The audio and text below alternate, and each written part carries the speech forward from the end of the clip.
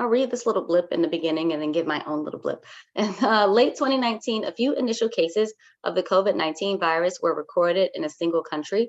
By March 2020, there were 118,000 cases in 114 countries around the world, and 4,291 people had lost their lives because of the devastating effects of the virus. By mid-March 2020, the World Health Organization had declared a global pandemic, and 4 months later, 12.5 million cases of COVID-19 had been reported around the world, with a total of 560,000 deaths. The use of exponential functions allows the modeling of naturally occurring phenomena such as the fast transmission of viruses like COVID-19 to be modeled. In this section, we will learn how to identify and graph such exponential functions. So things like the way that a virus spreads, the way that, if you put money into a savings account, the way that the money grows, like if it's increasing by a certain percentage, the way that certain radioactive materials decay, like certain things decay naturally over time at a certain rate. All of those are just a few examples of things that can be modeled with exponential functions. Exponential functions differ from linear functions and quadratic functions because of how fast they can grow. You start off with a certain amount of something and it's growing by a certain percentage each period, and it grows. Exponential functions grow or decay, depending on if you have a growth or a decay. They grow or decay very, very quickly. But yeah, there are lots of things in life that occur naturally that we can model with exponential functions. So that's why we're studying them. Trying to scroll with the wrong thing. All right, how to identify an exponential function. Recall that linear functions have a constant rate of change. So for a linear function, the slope tells us how the output changes with respect to the input. If you know the slope and you have a table of functions, you can find the next output. If the inputs are increasing by 1, you can find the next output by adding the slope over and over again. That's for linear functions. For exponential functions, instead of adding by the same number to get to the next output, we multiply by the same number, okay? So let's consider these two tables that we have here. Table 1 represents a function with a constant rate of change. That's something that's linear. Notice as we compare the outputs from 1 to 3, 3 to 5, 5 to 7, the output is changing by 2. Okay, this represents a linear function with a slope of 2, and we see the y-intercept there is 3. We have 2x plus 3, which is given to us. All right, boom, and then the 2. So boom, that all matches up. Now let's consider this other table, table 2. The x values are still increasing by 1, but for the y values, we have 3 over 2 to 3. That's an increase of 1.5, or 3 over 2. Then from 3 to 6, that's an increase of 3. Then from 6 to 12, that's an increase of 6. So we can see here that the outputs are not increasing by the same number. The rate of change is not constant. So this is not linear, okay? However, I'm gonna highlight this little part because this is important. This explains how we can take a table of outputs and determine if it represents an exponential function. However, if we look at table 2, we can see that the quotient of the consecutive outputs is a constant number. Okay, so that's called the consecutive ratios, or basically if you divide the outputs. If we take the second output and divide by the first, the third output, divide by the second, the fourth output, divide by the third. If we divide the outputs, we get the same number every time. That means that they have constant ratios. Okay, 3 divided by 3.5 is 2. 6 divided by 3 is 2. 6 divided by 12, I'm sorry, other way around. 12 divided by 6 is 2. Another way you can think of it, okay, I'll write in green. Another way you can think of it is, instead of adding a number over and over, we're multiplying. If you take 3 over 2 and multiply by 2, you get 3. 3 times 2 is 6. 6 times 2 is 12. So when we multiply by a number over and over to get to our next output, this represents an exponential function, okay? This constant number is called a factor. Each output is obtained by multiplying the previous or preceding output by that factor. Factor is something that you multiply by. So if we take the outputs and keep multiplying by 2 over and over and over, that'll give us more points on the function. All right, here we're going to take the example from the table that we saw, or the information we got from table 2, plot the points, and we can see the shape of this graph. G of -1 was 3 over 2, which is 3 times 2 to the -1. G of 0 was 3, which is 3 times 2 to the 0 power. G of 1 was 3 times 2, which is 3 times 2 to the first power. And G of 2 was, what was it? 6 or 12. It was 12. I'm sorry. G of 2 was 12, and we had 3 times 2 to the 4th power. Okay, if we plot all of these points, this is the shape of the curve we get. And if we put all of this information together, notice that these are all written as 3 times 2 to some power. 3 times 2 to the x power. 3 times 2 to the x power. All of them. If we have a constant number as our base, like the 2, a constant number that's greater than 0 but not equal to 1, and our exponent, or what's changing, the x value, I should say, is in the exponent, this is an example of an exponential function. Okay, so g of x is an example of an exponential function. The number by which each output is multiplied by is called the factor. Thus, in an exponential function, the quotient of consecutive outputs yields the factor.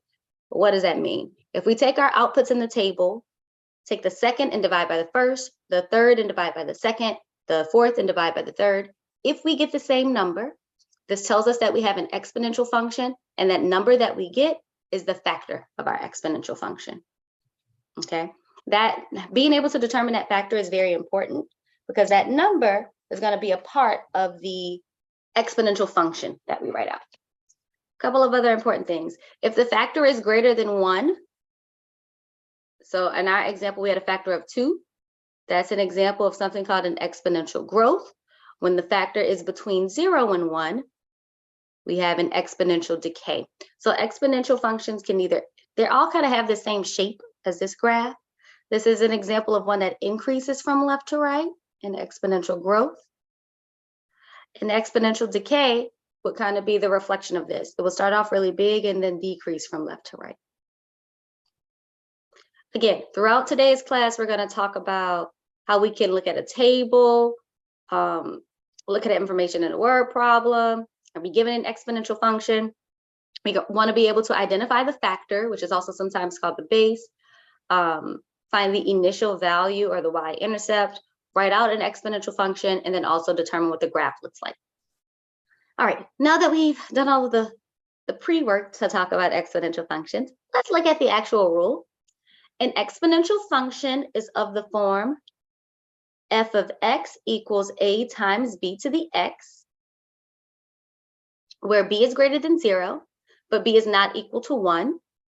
The value of a tells us our y-intercept, and the value of b is called the factor. Remember, that's the number that we multiply the outputs by to get to the next output. Okay, and then based on just this information, we can determine if we have an exponential growth or an exponential decay. We know b has to be a positive number.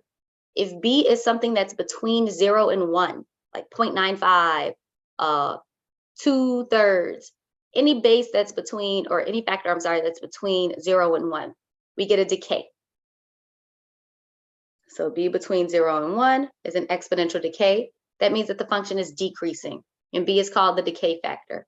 When b is bigger than 1, we get an exponential growth, and b is called the growth factor. So we want to be able to take an exponential function, identify b, determine if it's a growth or decay factor, identify a, find the y-intercept, sketch our graph, and then use this function to be able to answer questions about the exponential function. All right, the general shape of the graph, which I kind of drew up there in green.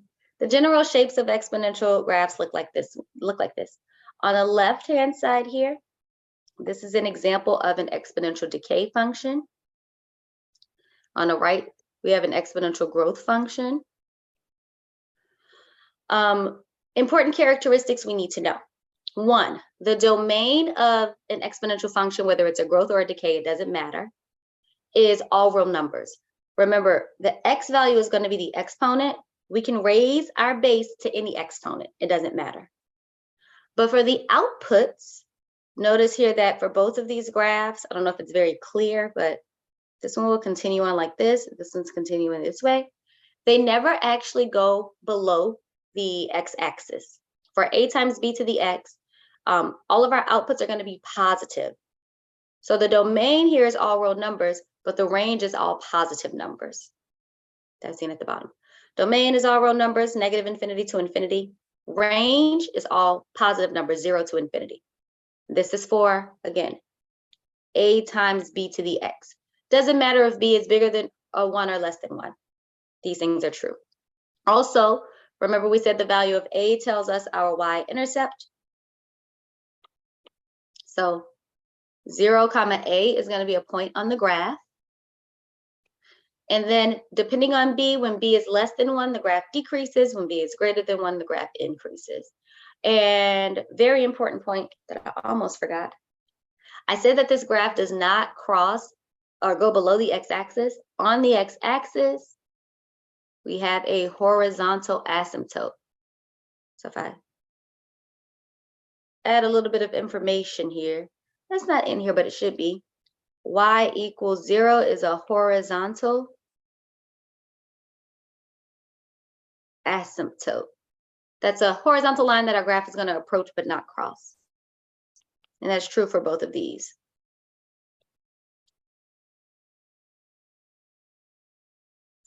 So this is the basic graph information for an exponential function. If we're given an exponential function like 3 times 2 to the x, that's the one we looked at, 5 times 1/2 to the x, 7 times 1.32 to the x. All of those are a times b to the x. We already know that the domain is going to be all real numbers. The range is going to be all positive numbers. There's going to be a y-intercept at 0a, and our graph is not going to cross or touch the x-axis. And then depending on b, we can take it further and say, oh, if b is bigger than 1, we have a growth. If b is less than 1, we have a decay. All right, write this down. We definitely should have this basic information. Put this in your notes. We'll refer to it a lot.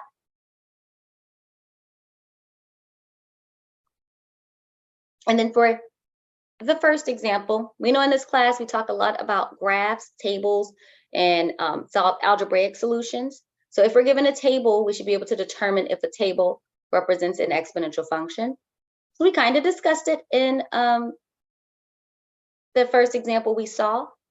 If we look at a table and the successive ratios or quotients give us the same value, that means that we have an exponential function. Or another way you can think of it is if you multiply by the same number over and over and over to get to your next output, we have an exponential function. And this is when the inputs are increasing by 1.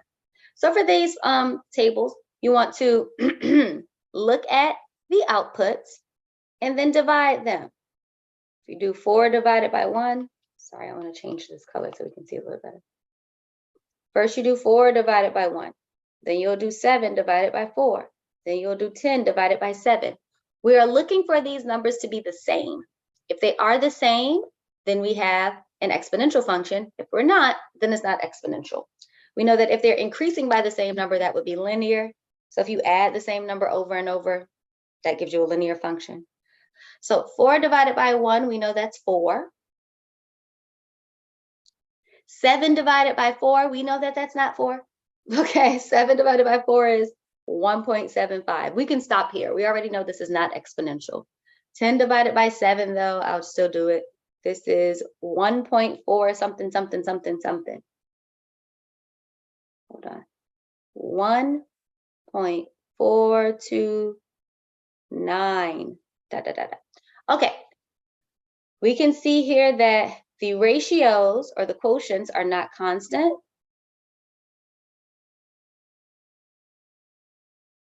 So that tells us that this is not exponential. Okay. So we're asked to determine if this is linear or exponential. We know it's not exponential. That means it must be linear. How do we know that it's linear? Well, if we look at the outputs, we add the same number over and over. 1 plus 3 gives us 4. 4 plus 3 gives us 7. 7 plus 3 gives us 10. Okay, this is saying that the rate of change is constant. We add 3 every time, so this is a linear function.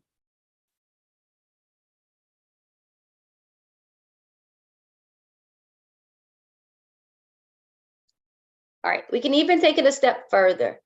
The constant rate of change there, if you remember back to our discussion on linear functions in the beginning of the semester, that number 3 tells us what our slope is. And then we see here that 0, 1 is a point. So that tells us that our y-intercept is 1.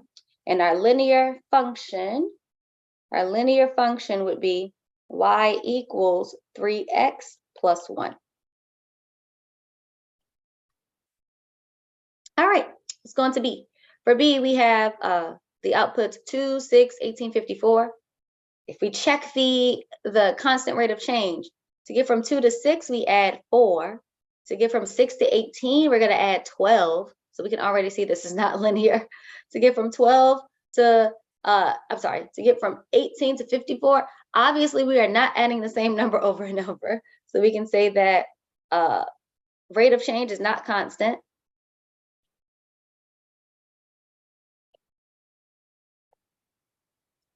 So we can already see that this is not linear. All right. But let's look at the consecutive quotients. If we look at 6 divided by 2, I'll put them between the two. 6 divided by 2. And notice I take the second output and divide by the first one. It should be done in that order. This is 3. Then 18 divided by 6. This is 3. Then 54 divided by 18. This is 3. The quotients are constant, so this is exponential. Okay, so this is an exponential function.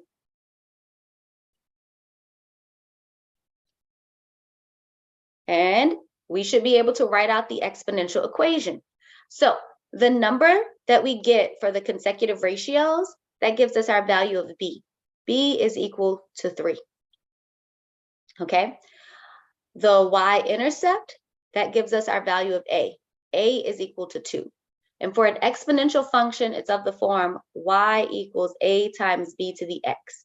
So our equation is going to be y equals 2 times 3 to the x power.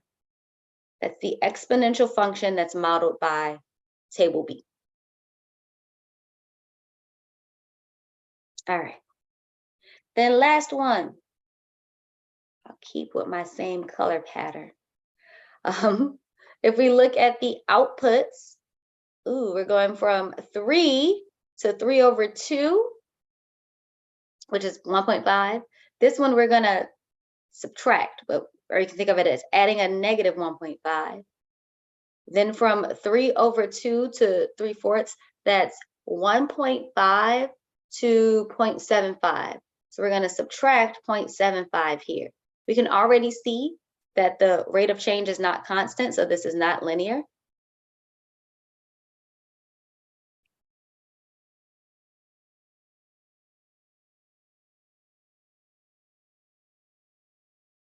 Okay, now let's look at the ratios, or the quotients, I should say. If we do 3 over 2 divided by 3, this is 1/2. Then if we do 3 over 4 divided by 3 over 2, if you need your calculators, you can double check. This is 1/2 also. It would be 3 over 4 times 2 over 3. The 3's cancel. 2 over 4 is 1/2. And 8 over 3 divided by 4 over 3.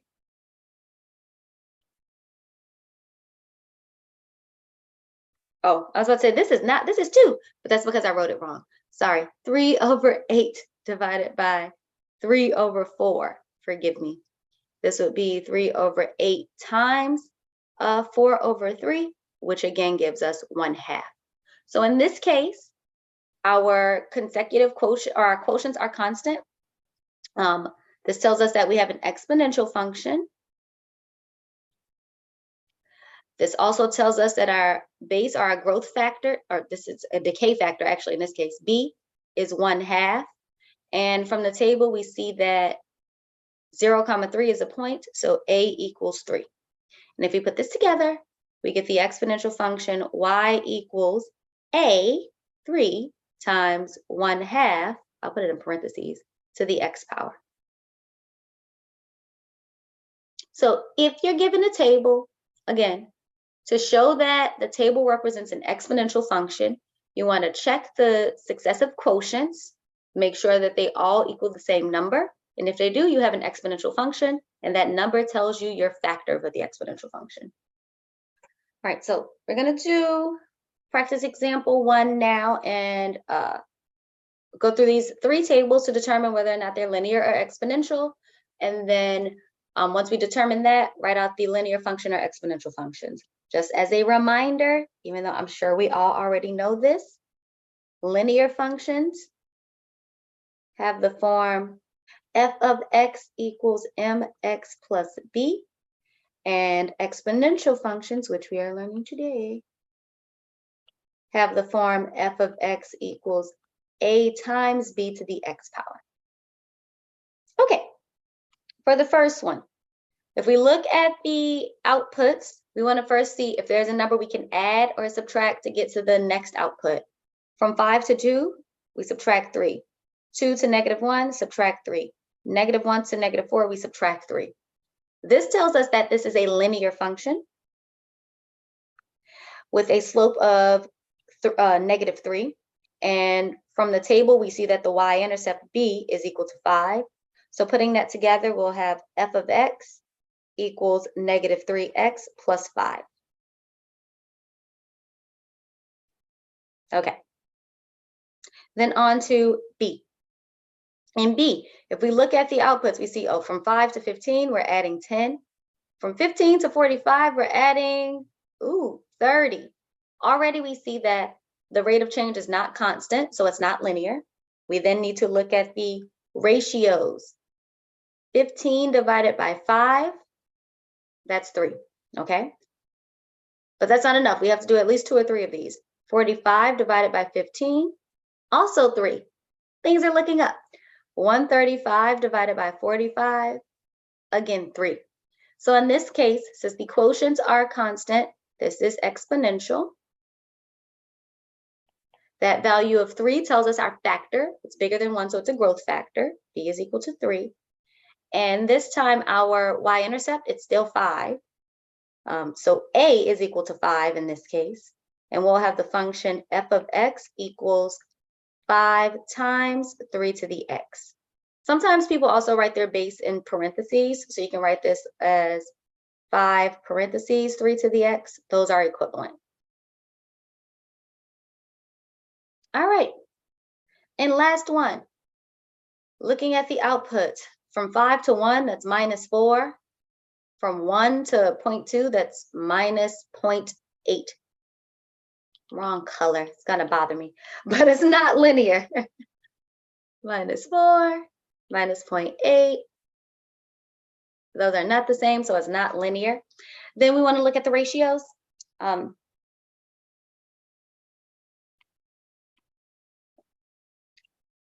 We do 1 divided by 5, that's 0.2. Then 0.2 divided by 1 is 0.2. Then 0.04 divided by 0.2 is 0.2. Our ratios are constant, or I keep saying ratios, it's the same thing though. Our ratios or our quotients are constant. So this tells us that we have an exponential function.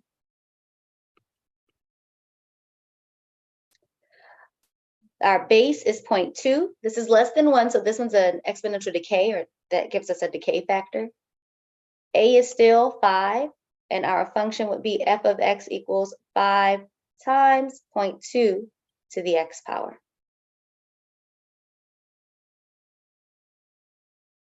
All right, so now we know how to take a table and determine whether or not our table represents an exponential or linear function. Next, we want to look at the graph of an exponential function and identify the equation of the exponential function just by looking at the graph. All right, how on earth are we going to do that? There are a couple of key things that you can find immediately. One, write this in a different color. The y-intercept, we know whatever the y-intercept is of the graph, this gives us the value of a. So this tells us a. And then to figure out what the base is, b, we need at least 2 points on the graph. Notice here we have, let me write out these points, that might be better. 0, 3, and then this one is 2, 12. And then here we have 0, 4, and 1, 2.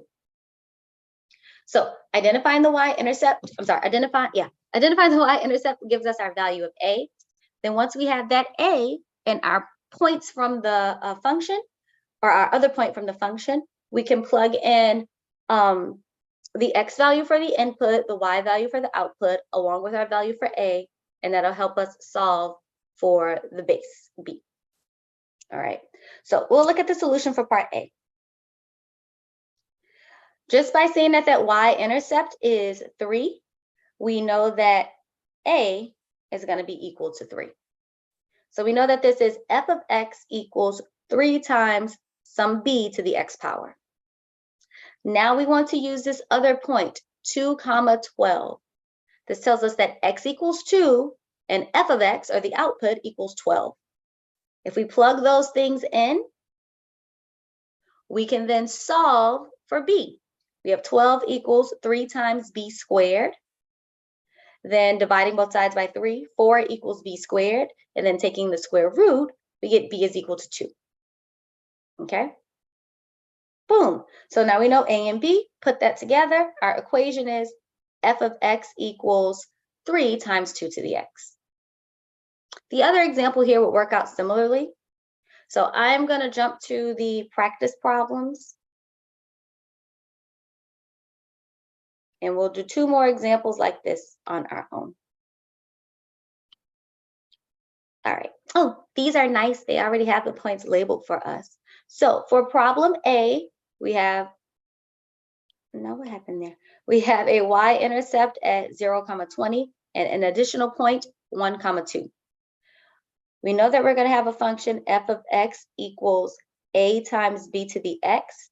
This point 0, 20 tells us a equals 20. So we have f of x equals 20 times b to the x power.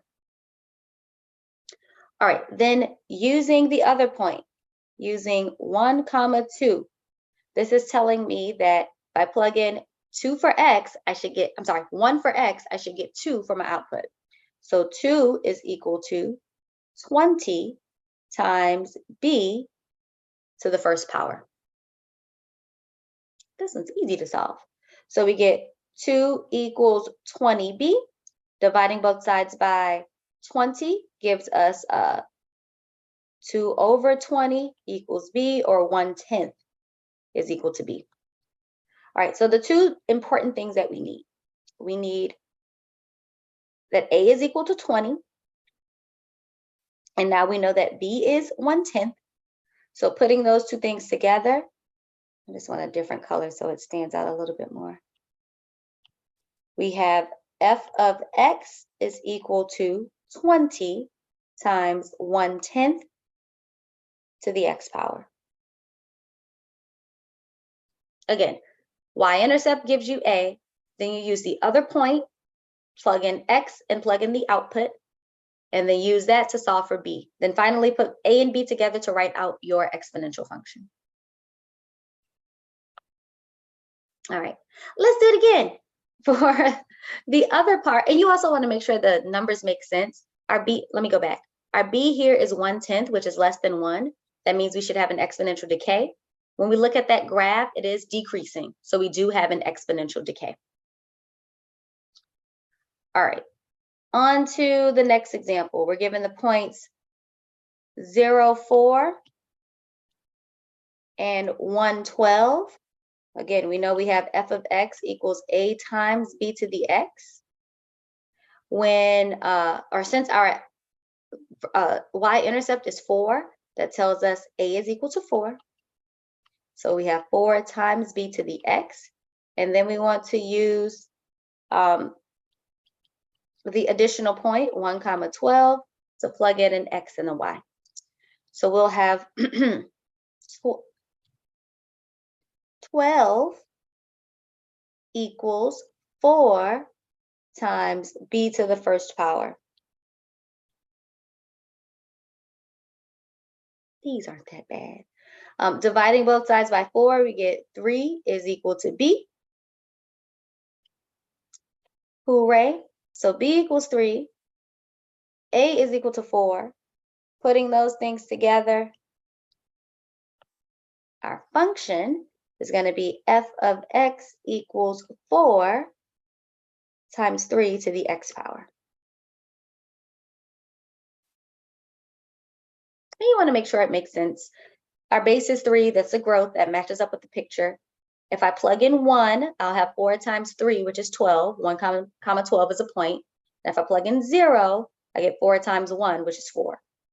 So this matches up with the points.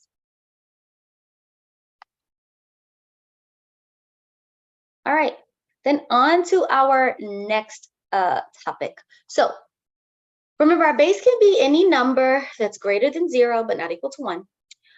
There is one base that is very special, and it pops up a lot of times in nature, so much so that it has its own letter. It's the exponential function with a base of e. E is an irrational constant, kind of like pi. E is approximately equal to 2.718. So about 2.7. But it's an irrational number, which means that it's a long decimal that goes on and on forever. There's a button for e on your calculator, but we call the exponential function with a base of e the natural exponential function. Since e is a number that is bigger than 1, the natural exponential function is an exponential growth model. And again, there are lots of things in nature or in life that can be modeled with this exponential growth function, e to the x. Things that grow continuously, which we'll talk about more in later chapters, can be modeled with a base of exponential functions with the base of e. All right, we're going to look at what the graph of e to the x looks like. There should be a few things that are not even a surprise. All exponential growth functions kind of have the same shape. Should look something like that. Well, not so lumpy, but the graph should look something like this. It's an exponential growth. If we're looking at just e to the x, then it looks like the a value is 1, so that should be 0, 1, and the function is increasing. Okay? If you actually graph it, boom, you get the same thing. Okay? So we know we have an exponential growth that has a y-intercept at 0, 1. The domain of the function is just the same as what we learned previously. The domain is all real numbers. We can plug in anything for x. The range is all positive numbers, 0 to infinity. We can only get positive outputs. The y-intercept is 0, 1. And we still have this horizontal asymptote here at the x-axis, y equals 0. All right.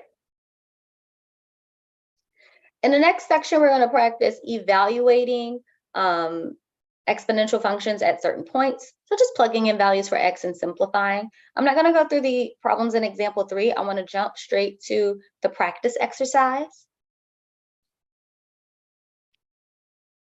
And this is the same as what we've done previously.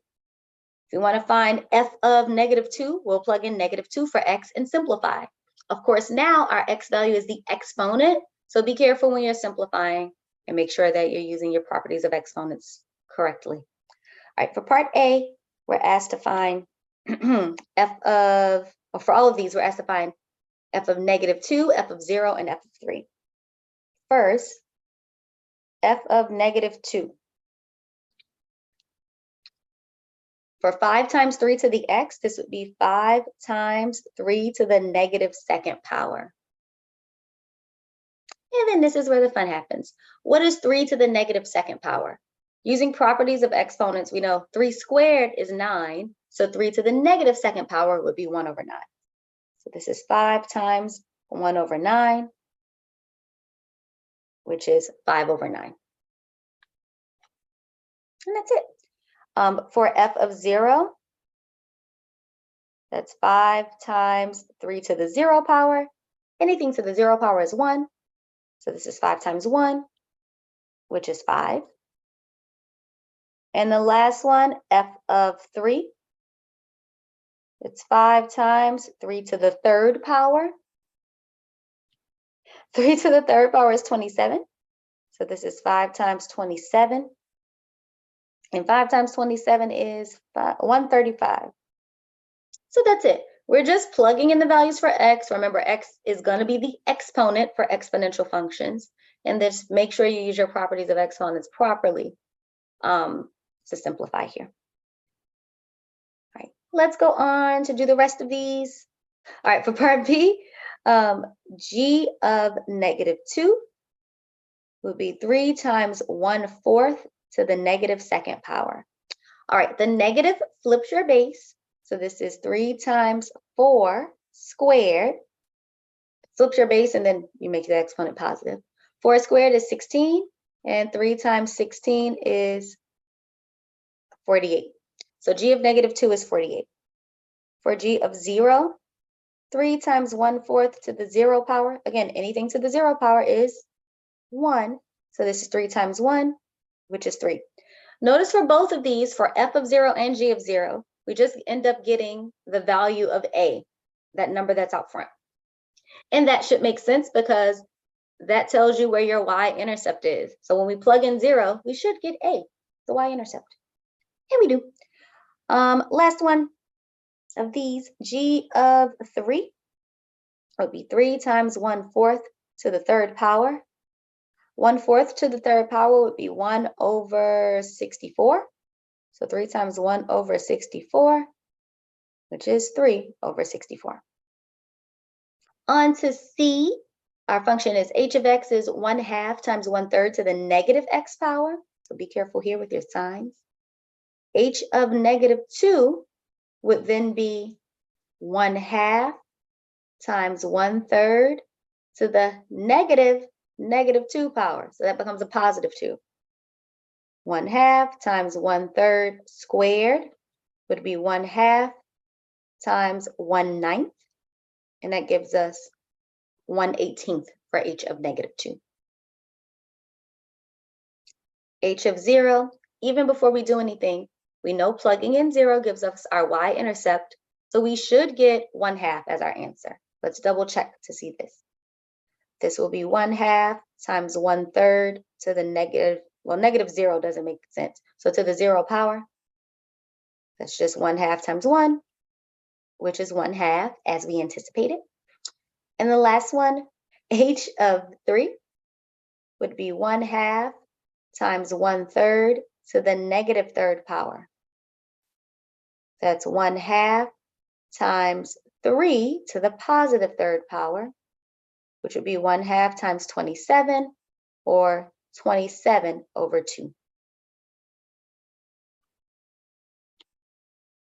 All right, and last one of these functions, m of x equals 3 times e to the x. So m of negative 2 would be 3 times e to the negative second power. Now, e is a number, but we don't want to get a decimal approximation for this. We want to leave our answer in terms of e. E to the negative second power is the same as 1 over e squared. So this would be 3 over e squared when we multiply times 3. For m of 0, again, this is just going to give us the value of a, which is 3 here. 3 times e to the 0 power is 3 times 1, which is 3. And lastly, for m of 3, we get 3 times e to the third power, which we can't simplify anymore. So we'll leave it as 3 times e to the third. All right, So we have practiced taking a table of values and determining if it represents an exponential function and how to write out the exponential function, taking a graph of an exponential function and writing out the function rule. We talked about what the general graph of exponential growths versus decays look like, what our domain is, the range is, where the y-intercept is. Next, we're going to practice a little bit more of graphing exponential functions. All right, I mentioned the horizontal asymptote earlier, but it's formally defined here. The line y equals k is a horizontal asymptote of a function if the output values of f get closer and closer to k as the input values increase or decrease. So what that means is you want to trace your function as x gets really big and positive and really big and negative. If the y values are getting closer and closer and closer to some number, or the graph is getting closer and closer to some line, that line is our horizontal asymptote. Or if it's some number, let's say the y values are getting closer and closer to 2, then y equals 2 is a horizontal asymptote. It just tells us what's happening to our graph in the long run. Are the y values getting close to a number? If so, that tells us where we have an asymptote. Okay. It's not stated explicitly here yet, but I'm going to state it again. For f of x equals a times b to the x. So an exponential function of this form, the horizontal asymptote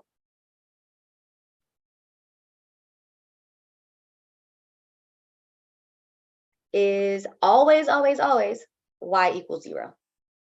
Now, if you change this function, if you like do a times b to the x plus k, if you add or subtract a number from it, then that's going to change where your asymptote is.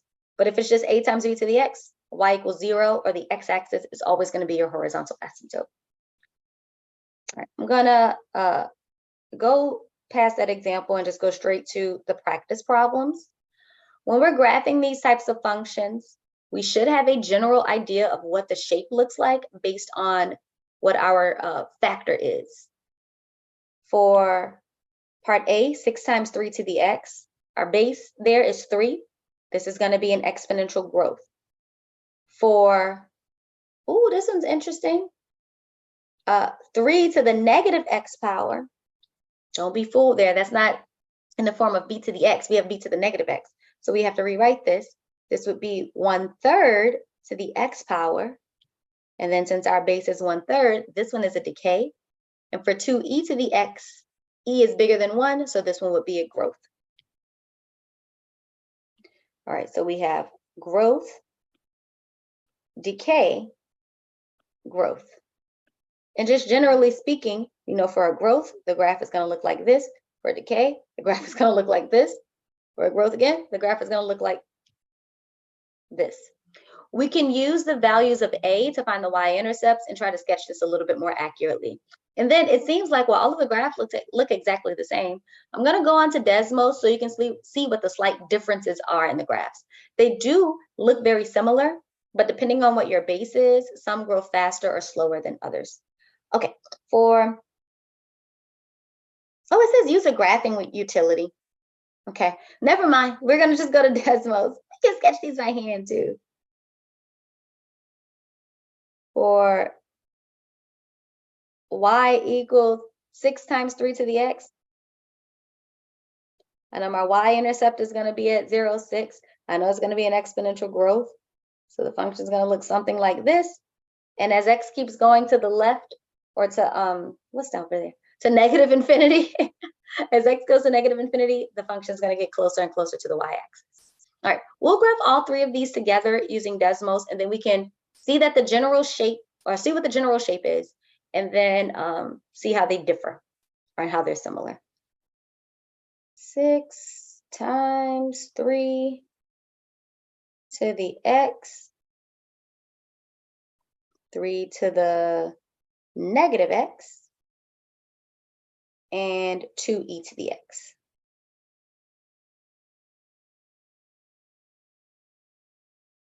All right, let's start off with the 2 growth ones. So in red, we have 6 times 3 to the x. And in green, we have 2 times e to the x. Remember, the number e is approximately equal to 2.712 or 1/8, so about 2.7-ish. So 3 to the x is a little bit bigger, or grows faster, I should say, than 2 to the x. Either way, let's look at just the blue one. It kind of has the same shape that I drew earlier. We know it's going to start really close to the x-axis and increase. The y-intercept here is 0.6, like we expected, and it's a growth. For 2e to the x, when we put that one on here, it still has the same general shape. So both the red function and the green function have the same general shape, but the green function is going to go through the y-axis at 0.2. And when we talk about the asymptote, notice as we scroll to the left, this is saying 0, but it's not actually equal to 0. As we go to the left, the x values are going to keep getting smaller and smaller and smaller and closer to 0, but they never actually reach 0. And never actually reach 0. That's why we have a horizontal asymptote there. All right, and then for 3 to the negative x, remember that's the same as, and I'll type it in here so you believe me, 1/3 to the x power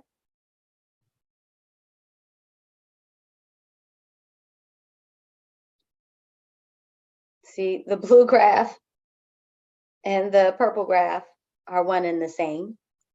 All right, when we graph these two, or when we look at these, they're both exponential decays. What's the difference? For a decay function, you start off really big, and then as x gets bigger, the graph gets smaller and smaller and smaller. And notice, again, the graph is approaching 0, but it doesn't actually touch across the x-axis. And we have our, in this case, there is no a written in front, so a is equal to 1. And we see that 0,1 is our y-intercept.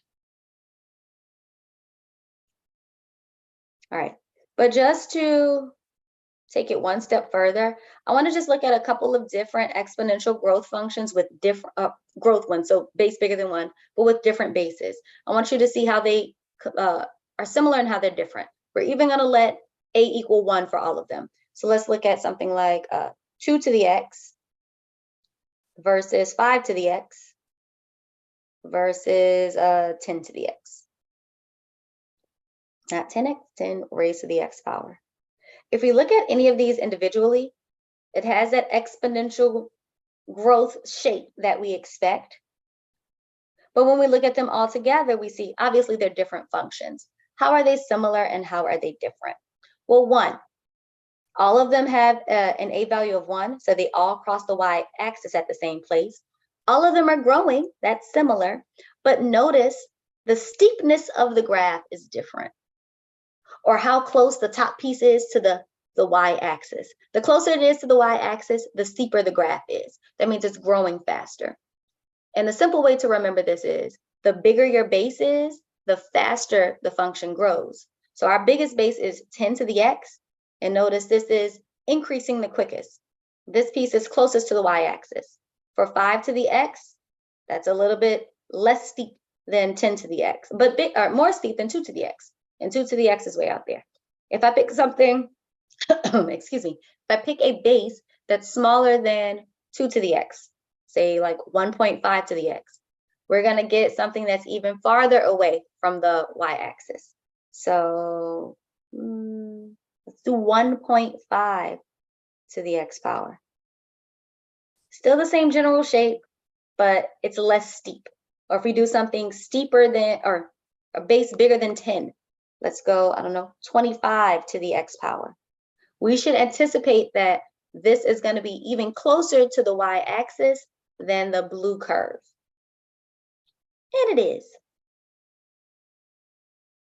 So for these exponential growths, they all do have the same shape, all have the same domain, same range. These all have the same y-intercept, but they're still different graphs because of how quickly they're increasing. The bigger the base, the steeper the graph, and the more quickly it increases or grows. All right, the last thing we're going to talk about is a couple of applications. Do we have? Yeah, these are my favorites. I'm not going to go through this example here. I'm just going to go straight to these definitions, and then we'll do the practice problems in practice example 5. So one of my favorite applications of exponential functions is the way that money grows. It's fun to talk about money. All right, so if you make an investment, usually you have an interest rate that tells you that how much your investment is growing by. A simple one is like a savings account. Savings accounts usually have really small interest rates. But let's say you had a 5% interest rate. Not going to happen. But if you find one, tell me, because I would like to invest in a bank. But that means that the money that you have in a savings account grows by 5% each year. That can be modeled using an exponential function. Okay. On the flip side of that, also things like borrowing money from a bank, taking out loans, can also be modeled with exponential functions. That's how much money that you owe back to the bank. Either way, these are examples, well, kind of examples of something that we can deal with called compound interest. If we have a certain amount of money that we're investing or borrowing, we call that amount P. So let P be the initial amount deposited into an account. If we know the interest rate, R is the interest rate, and T is the interest rate as a decimal, I should say, and T is the number of years that you're making an investment. If we want to know how much money is in our account at the end of the investment, we can use these two formulas. These formulas, or which formula you use, is going to depend on something called the compounding frequency. Compounding frequency is how often interest is added to your account. So the interest is the money that you earn for leaving the money in the account. Compounding is when the money is added. So let's say you compound annually. That means at the end of every year, your interest is added to the account. If you compound monthly, at the end of every month, your interest is added to the account. If you compound daily, at the end of every day, the interest is added to the account. If you compound a certain number of times, so if interest is compounded n times a year, you want to use this first compound interest formula, okay? There's also something called continuous compounding interest. If you see the word continuously compounded, if interest is compounded continuously, we use this second formula. So the first one is A equals P times 1 plus R over N to the NT. And the second one for continuous compounding interest is A equals P E to the RT. Using these, we can figure out how much money is in our account at the end of an investment if we know the compounding frequency, the rate, interest rate, and how long we're keeping the money in. All right. Those are good examples. All right, we're just going to do this one, and then we'll go down to example 5 as well. So this first problem, or example 7, I should say, says an amount of $10,000 is invested into a savings account with an interest rate of 3%. How much will be in the account after 18 years if we compound quarterly, monthly, and continuously?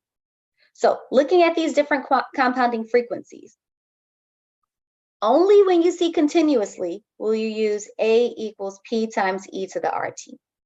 For these other two compounding frequencies, we're going to use A equals P times 1 plus R over N to the NT. All right, let's calculate this. I'll do part A here, and then I'll scroll down so we can do B. So part A, if we're compounding quarterly,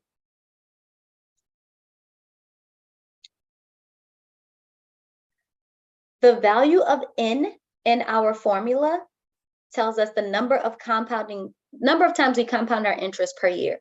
Quarterly means every 3 months. There are 4 quarters in a year. So compounding quarterly tells us N is equal to 4. Okay, what other information do we have? Everything that I have highlighted there. We invested $10,000, so P equals 10,000. The interest rate is 3%, so R, we always write the interest rate as a decimal. R is 0.03. And we're doing this for 18 years. So T is equal to 18. Using this information, If we plug this into the formula, the amount that we have at the end of the investment is A equals 10,000 times 1 plus 0.03 over 4 to the 4 times 18 power. Okay, now from here, you should be able to put this into your calculator and simplify it. If you want to do it in parts, you can simplify what's in the parentheses, then simplify the exponent, but we should all practice simplifying this expression. All right, so get your calculator out. If you don't have your calculator out, I have to get my calculator out. And let me see. Oh man, I lost my calculator. That's okay, we can still do this. So when we simplify our base at 1 plus 0.03 over 4, we get 1.0075. And then for the exponent, 4 times 18 is 72. When we multiply that by 10,000, we get $17,125.53. It doesn't say anything about rounding, but when we're dealing with money, round to the nearest cent unless otherwise specified. So this is saying, if we put the $10,000 in the account and let it just sit there, after 18 years, we'll end up with $17,125.53. Life's great. All right, we're going to scroll down because parts B and C are done here for us and just look at the difference between part B and part C. For part B, we're compounding monthly. So what's going to change is the N, where we have 4s here. For part B, that's going to change to 12s. All right, so for part B, we would have 10,000 times 1 plus 0.03 over 12 to the 12 times 18 power. Again, what's the difference between compounding quarterly and compounding monthly if everything else is the same? Instead of adding our interest at the end of every month, we're adding our interest at the end of every quarter, so every 3 months. Okay, and notice we end up getting a little bit more money, $17,148.51, as opposed to $17,125.53. So when you compound a little bit more frequently, you get a little bit more money. And then that led somebody to think, well, I want to compound all the time, compound continuously. That brings us to part C. So again, when you see compounding continuously, you use a different formula, completely different formula. You use A equals PE to the RT. In this case, there is no N. We don't have to worry about that. We just get 10,000 e to the 0.03 power times 18. And there's an E button on your calculator. You should be able to find it, or E to the X button. When we simplify this, we get $1,160.07. Okay, so if we look at all of these outputs, just want to compare them really quickly.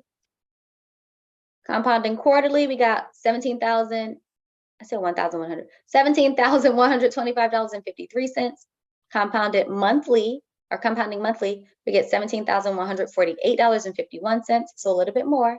And then compounding continuously gives us the most money, $17,160.07. The more often you compound, if everything else is the same, the more often you compound, the more money you get. All right. Last thing, there are other situations that can be modeled using the continuous compounding interest situation. Anything that we're told is growing continuously, like sometimes population is growing continuously, or there are substances that grow continuously. If you're told something is growing continuously, you can use this model. F of t equals A times e to the RT. A is the initial value or initial amount. R is the growth rate or decay rate, because you can have stuff that's decaying continuously, and T is still the time. Okay, this is important though, in this form. If R is positive, we have a growth, and when R is negative, we have a decay. All right, last two exercises, and then we'll stop and I'll let you guys work on your lab. For problem number 1, it says the population of a given town in the year 2010 was 278,000. Since 2010, the population has decreased by a factor of 0.987. Let P be the population of this town and t the number of years since 2010. Write the exponential function describing the growth of the population of the town since the year 2010. All right, so for part one, what information are we given here? We are told that in 2010, the population was 278,000. That gives us our value of A, the initial population. And then we're told that the population is decreasing by a factor of 0.987. That gives us our value of B. This is a decay factor, 0.987.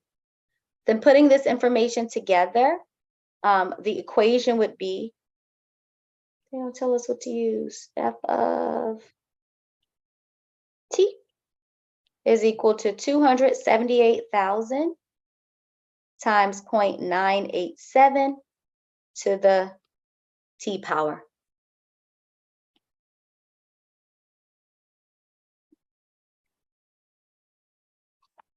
All right, for part B, or number 2, I'm sorry, the amount of 80,000 is invested in a savings account at an interest rate of 2.5%.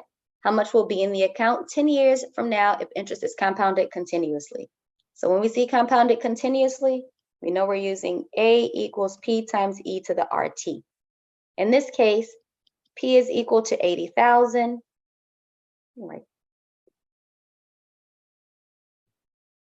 I want to write it on a different side. Sorry, P is equal to 80,000. R is, we said the interest rate is 2.5%, that's 0.025. T is 10, because we're doing this for 10 years.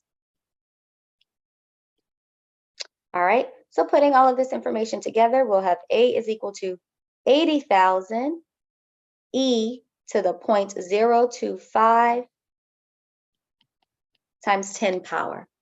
And then we would have to use our calculators to simplify this. All right, going to my calculator.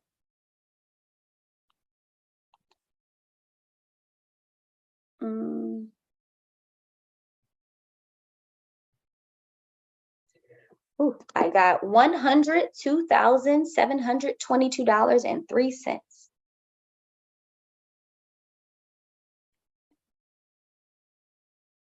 This is how much money would be in the account after 10 years.